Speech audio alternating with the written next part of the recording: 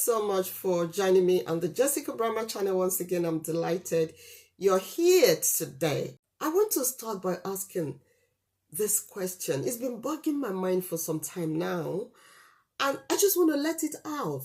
Nigerians, why are we so selfish? It's bad enough that our leaders are very selfish and greedy and corrupt, but why are we as ordinary Nigerians very selfish? We don't want to raise our voice about the fact that the nation is at its knees. So much bloodshed on the streets of Nigeria. We are all comfortable in our homes, especially those of us on the social media. Those of us that have a voice on social media, we are busy doing comedy on Facebook. Look at the list of comedy platforms on Facebook. I just took my time to go through them. You have them: Nigerian Comedy Group, All Nigerians Comedy, Nigeria Comedy Group, Fun and Comedy, Nigeria Comedy Skit Zone, Niger Comedy Skits, Niger Comedy Group, Niger Comedy Page, Niger Comedy, Niger Funny Jokes, Niger Comedy Videos, Comedy Group, Comedy Lounge. How can we be doing comedy at this time when things have really gone out of hand? Nigeria has completely collapsed, and we're doing comedy. The thinking is, as long as I'm not the one being kidnapped or raped or slaughtered, as long as it's not me, then it's none of my business. It's going to be your business someday. It's going to be your business. I was a bit relieved this morning when I saw that the Ondo state government have actually arrested those herdsmen terrorists that slaughtered that 13-year-old girl because the girl refused to be gang raped by these men. She struggled with them. They just macheted this girl and she eventually died. I'm so happy the government, they arrested these Fulani herdsmen terrorists. And these people have been getting away with it. The governor of Enugu State, I think, is the worst of them all. Every day we hear about this gang raping of minors in Enugu State. Young girls being killed and raped and killed in the farms. Their mothers being raped and killed in the farms. Pregnant women being cut open and the babies in the womb cut into pieces by these Boko Haram terrorists that metamorphosed into herdsmen terrorists. And people are going about as if things are normal. Every 60 seconds, people are being slaughtered in their farms by these Boko Haram terrorists that the government of Buhari decided to name bandits and herdsmen. It's terrible what is going on.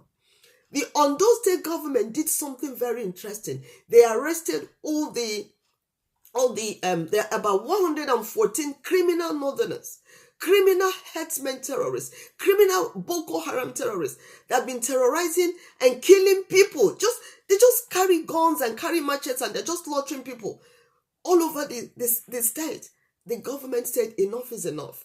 They gathered 114 of them and sent them back to northern Nigeria where they came from. But the governor of Enugu State is deaf and dumb. He's not doing anything about the mass slaughter of villagers going on in Enugu State every day. Mass kidnap of women. The herdsmen terrorists, Boko Haram terrorists, are turning these women into sex slaves. And the governor is pretending as if all is normal. That's why I say the Southwest governors are wiser and more knowledgeable and ready to serve their people, less selfish than Southeast governors. It took Soludo, the killing of that member of the State House of Assembly in Anambra State, the killing of that man after the terrorists collected 100 million naira ransom. They slaughtered the man. The corpse was found and the governor moved to action to arrest the people. It took the killing of that man to wake up the governor. Soludo was busy dancing gwang, making fun on social media until they killed that man. He decided now it's time to get rid of the killers, the native doctors, the ritual murder in Anambra State.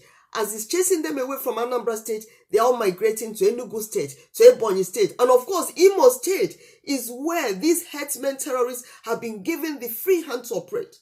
They've been given the free hand to slaughter villages, slaughter and take over the lands. Yes, the Supreme Court governor of Imo State that nobody voted for, but the Fulani Supreme Court of Nigeria gave him the governorship of Imo State So to compensate for that is for him to allow them to take over Imo State lands. The indigenous people of Imo State have been chased out of their lands by these herdsmen that have been imported from outside Nigeria through the northern part of Nigeria.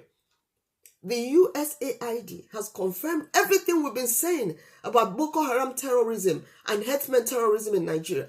They are being sponsored by northern oligarchs in league with the USAID, past governments of Obama and what's their name, and Biden. USAID probe by Doge has found out that they were using USAID money to sponsor Boko Haram in Nigeria. I remember how Obama supported Buhari.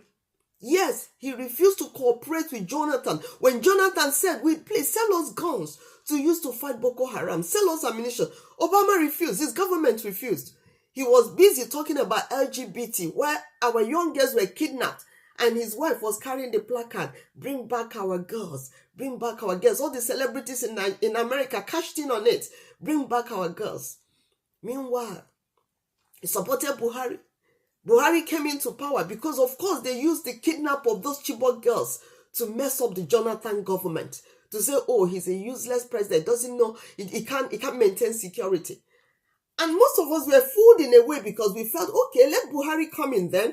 Since he's an ex-military general, let him come in and rout these Boko Haram terrorists. And Buhari was saying that Jonathan shouldn't kill the Boko Haram terrorists, that any attack on Boko Haram was an attack on northern Nigeria. That's what he said boldly. And we just felt, well, maybe when he comes into power, he will just talk to them. After all, before Jonathan came to power, the Delta militants were, kidnapping expatriates in Delta region. But when Jonathan came into power, he spoke to them, they calmed down, and they stopped kidnapping people. So we felt maybe Buhari would do the same thing. When he comes in as president, he will speak to his people, these killers, these Fulani terrorists, and that they will calm down. Rather, Buhari emboldened and empowered them. He didn't just embolden them, he started sending most of them to Southeast Nigeria that was calm. There was no bloodletting, there was no war in Southeast Nigeria. He sent these killers to Southeast Nigeria to take over farms and start slaughtering and raping people. And then he made sure that all the commissioners of police were Fulani people as well. And then he enlisted most of the Boko Haram in the army. He called them repentant Boko Haram and sent them to Southeast Nigeria to provide cover for the killer herdsmen terrorists, for their brothers who were masquerading as farmers, for the same people. They are all in it to kill and maim, destabilize Nigeria and take over the indigenous lands of the people. But that's just not what my pain is. My pain is the fact that Nigerians are behaving as if all is normal. They are so selfish on the social media, on the platform that they have. Some of them have 1 million followers, 100 and something thousand followers, 200,000 followers, 300,000 followers. With that kind of platform that they have, rather than use it to speak up against the iniquity going on in Nigeria right now, the looting by the people in government. It's terrible. The inflation that made Nigerians not able to afford 1 meal a day. 80% of Nigerians are starving. They're in poverty. Rather than these kit makers on social media concentrate on this, they are busy talking about other things. Oh, Annie Dibia and Two-Face Dibia are divorcing. Oh, Two-Face Dibia is now dating an honorable. Oh, Regina Daniel's husband has impregnated somebody. Just talking about inanities, emptiness. And it reminds me of about 30 years ago when I interviewed the managing director of ICO Insurance, my days as a TV host. The Americans owned, had majority shares in ICO Insurance in Nigeria at the time. So this American, managing director of ICO Insurance, I had an interview with him.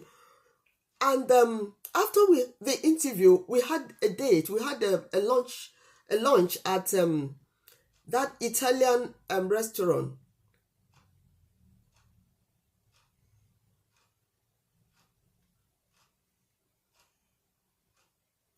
After the interview, we went out for lunch. We went out for lunch at that Italian restaurant on Victoria Island, Ozumbamba. It's not Ozumbamba Diwe Road. I've forgotten now, but it's called Villa Medici. That restaurant, Villa Medici. It's an Italian restaurant.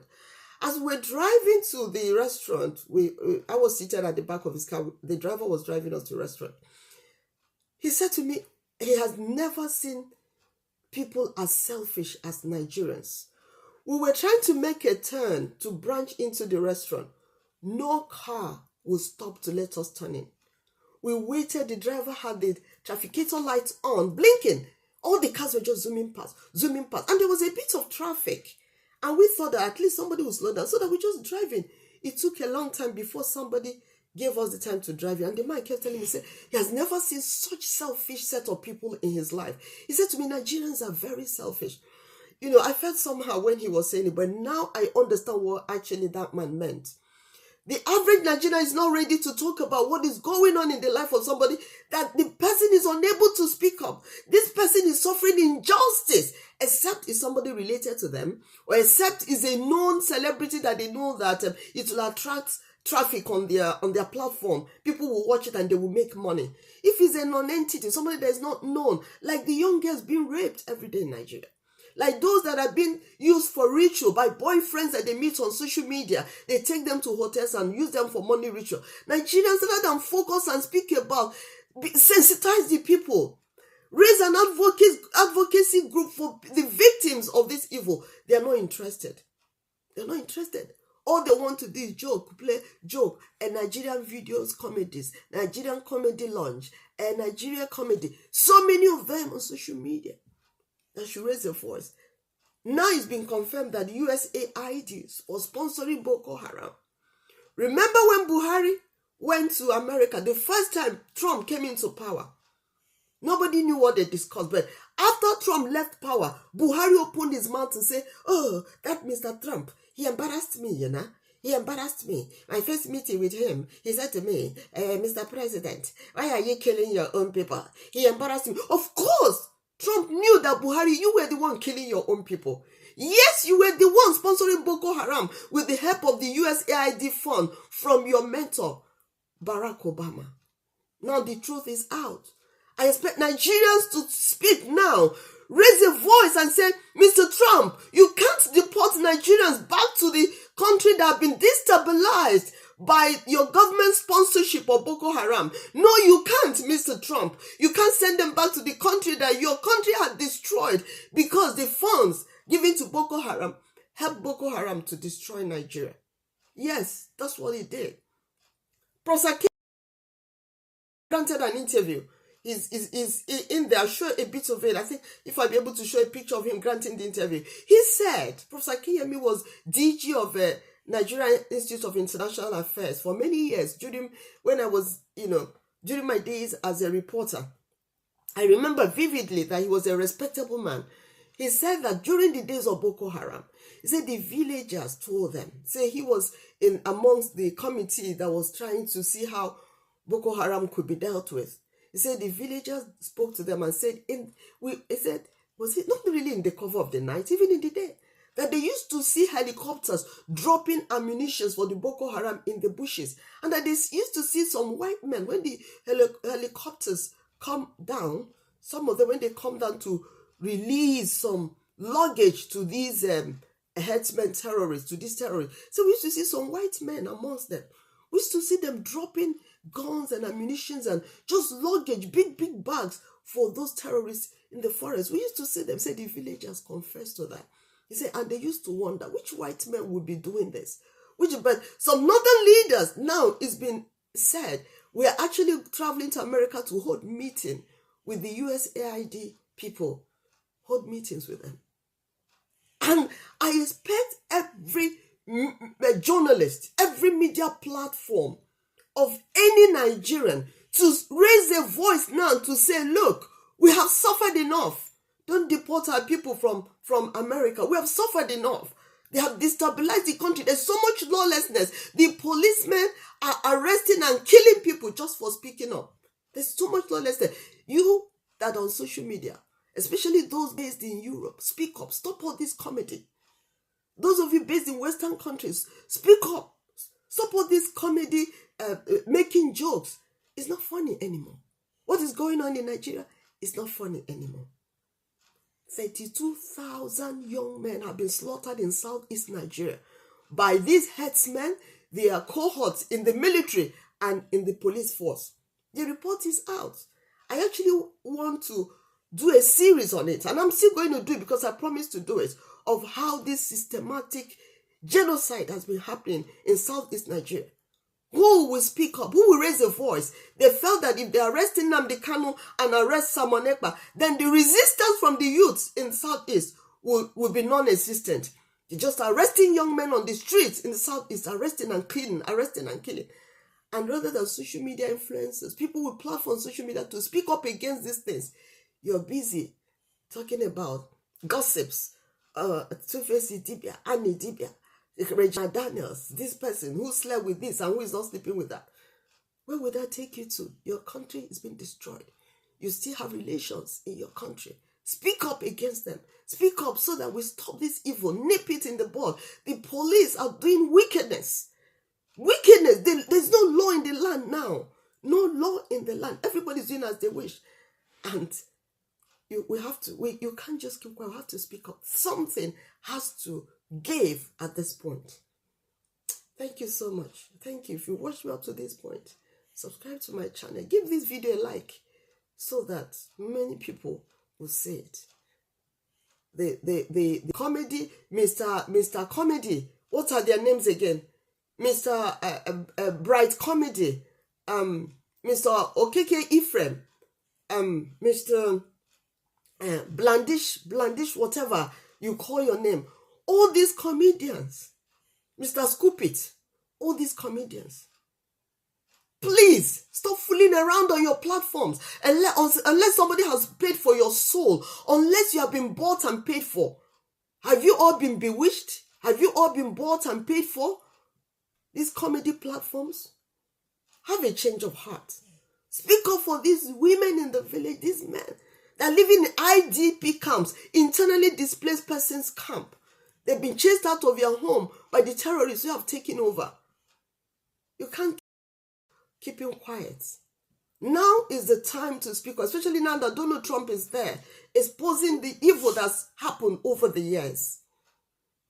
It's sad, it's very sad. Thank you so much for stopping by. I'm Jessica Brimer. I'm glad you watched this. God bless you.